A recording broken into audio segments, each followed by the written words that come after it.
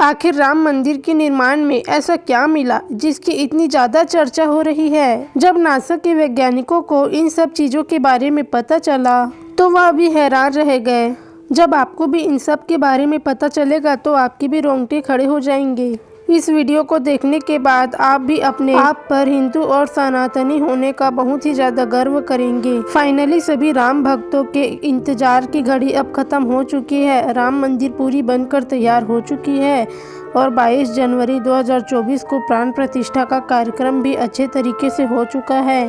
प्राण प्रतिष्ठा की कार्यक्रम खत्म होने के बाद 23 जनवरी से ही राम भक्तों के लिए मंदिर का द्वार खोल दिया गया है और जो भी भक्त इस ऐतिहासिक पलों को अपने आंखों से निहारेगा वो जीवन मरण के बंधन से मुक्त हो जाएगा।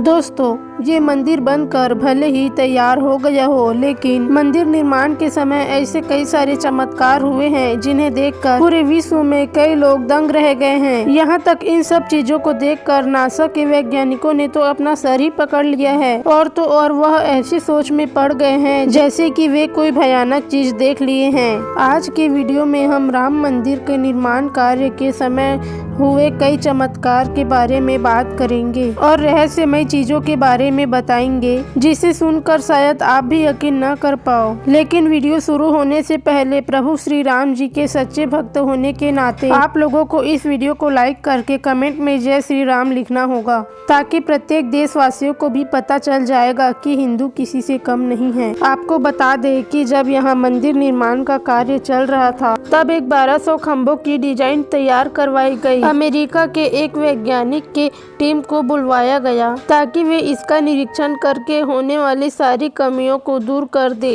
और राम मंदिर की शान में 4 चांद लगा दे। लेकिन राम मंदिर के निर्माण कार्य के पहले जब उस जगह को खोदा गया, उसके अंदर से एक ऐसी वस्तु मिली जिसे देखकर सभी के होश उड़ गए। वो दिव्य चमत्कारिक वस्तु सिर्फ वैज्ञानिक और कर्मचारियों के ही नहीं बल्कि भारत सरकार का भी होश उड़ा दिया। उसके बाद जाँच के लिए एक टीम लगा दी और उस वस्तु को जांच के लिए भेजा गया। उसके बाद कुछ ऐसा हुआ कि वे सभी भी प्रभु श्री राम जी के भक्त बन गए। ये उस समय की बात है जब राम मंदिर के निर्माण कार्य के समय अमेरिका के थॉमस नाम के एक वैज्ञानिक भारत आए। राम मंदिर के कार्य निर्माण में आए थे। यहाँ पर आकर उन्होंने देखा कि राम मंदिर का निर्माण कार्य तो काफी चल रहा है। इसके बाद वे अपना रूटीन काम फिर से करना शुरू कर दिए। काम करते वक्त जैसे ही उनकी नजर मंदिर परिसर की ओर गई तब उन्हें एक ऐसी जगह दिखी जहाँ पर धरती नरम पड़ी हुई थी। देखने में वो धरती वहाँ की बाकी जगह से पूरी ही अलग दिख रही थी। थॉमस को अपने अंतरात्मा से कुछ अलग ही प्रेरणा मिलने लगी और थॉमस तुरंत अपने मजदूरों को उस जगह की खुदाई करने के लिए बोल दिया। यह देखकर मजदूर भी हैरान हो गए कि जमीन की खुदाई आखिर क्यों करवाई जा रही है, पर मजदूर आखिर क्या करते। मजदूरों को तो वैज्ञानिक के ऑर्डर मानना पड़ता, इसलिए फिर उन्होंने बिना कुछ सवाल किए खुदाई शुरू कर दी। जैसे ही वहाँ पर खुदाई चली रही थी कि अचानक से जमीन के अंदर से पानी का प्रवाह शुरू होने लग गया। पानी को देख खुदाई करने वाले मजदूर परेशान हो गए क्योंकि पानी के अंदर खुदाई करना मुश्किल ही नहीं बल्कि नामुमकिन है। पर जब वे उस पानी का सर्वेक्षण किया तो पता चला कि पास में ही बहने वाली सरयू नदी का पानी है। लेकिन क्या ये सरयू माता का आशीर्वाद है कि वो राम मंदिर के कार्य में खुद मदद कर रही है। वैज्ञानिक सोचने लग गए कि अगर इस जगह पर ऐसे ही पानी निकलते रहेगा तो यहाँ पर भव्य मंदिर का निर्माण आखिर कैसे करेंगे, क्योंकि पानी बहने वाली जगह पर मंदिर बनाना कोई हंसी मजाक की खेल नहीं थी। उस समय बस एक ही बात चल रही थी कि मंदिर परिसर के नीचे सरयू नदी का मिलना क्या एक चमत्कार है या फिर कुदरत का करिश्मा, यह कोई भी नहीं जानता था। आखिर जब कोई समाधान नहीं मिला तब सभी लोग प्रभु श्री राम जी से प्रार्थना करने लगे, क्योंकि जाहिर सी बात थी कि जब तक माता सरयू नदी की पानी की धारा बंद नहीं होगी तब तक मंदिर बनाने के आगे का काम शुरू नहीं किया जा सकता था। लेकिन प्रभु श्री राम अपने भक्तों की बात सुन ली और अगले दिन ही पानी का बहाव बंद हो गया और फिर प्रभु श्री राम जी के मंदिर निर्माण का कार्य जोरों शोरों से शुरू हो गया। और ये काम इतना तेजी से कि देखते देखते मंदिर पूरा बन कर तैयार हो गया। यह मंदिर इतने भव्य तरीके से बन कर तैयार हुई है कि यहाँ पर सरकार ने एक हवाई अड्डा भी बनवाया है ताकि देश विदेश के लोग यहाँ पर आकर प्रभु श्री राम जी के मंदिर में आकर दर्शन कर सके और यहाँ की इस मंदिर की खूबसूरती को सभी लोग निहार सके। ये मंदिर तो आप कभी भी देख सकते हैं, लेकिन अब बात ये है कि यहाँ पर जब पुराना मंदिर था जिसे तोड़कर बाबर ने बाबरी मस्जिद बनाई थी। उस राम मंदिर का निर्माण आखिर किसने किया था? क्योंकि यह बात सीमित लोगों को ही पता है, ज्यादातर लोगों को यह बात नहीं मालूम है। तो चलिए आज मैं पुराना मंदिर का रहस्य आपको इस वीडियो के माध्यम से बता देती हूँ। आप हमारे साथ इस वीडियो में एंड तक जरूर से बने रहिएगा। भगवान राम की जन्मभूमि अयोध्या को आखिर किसने बनाया था?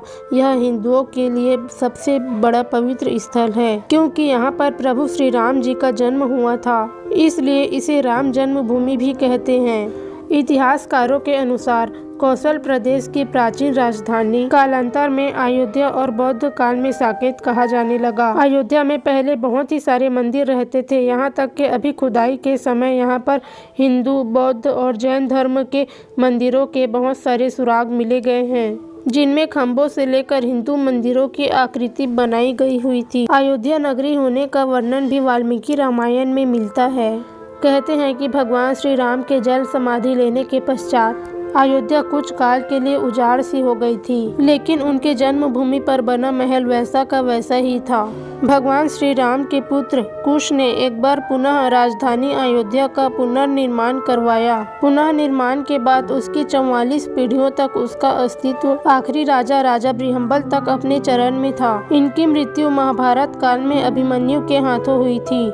महाभारत काल के युद्ध के बाद अयोध्या उजड़ सी गई थी, मगर श्री राम जन्मभूमि का अस्तित्व अभी भी बना रहा। उसके बाद उल्लेख मिलता है कि 100 ईसा पूर्व उज्जैन के चक्रवर्ती सम्राट विजय आदित्य एक दिन आखेट करते करते अयोध्या पहुंच गए। थकान होने के कारण अयोध्या में सरयू नदी के किनारे एक आम के पेड़ के नीचे अपने सेना सहित आराम कर रहे थे। उस समय यहाँ पे बहुत ही ज्यादा घना जंगल होता था।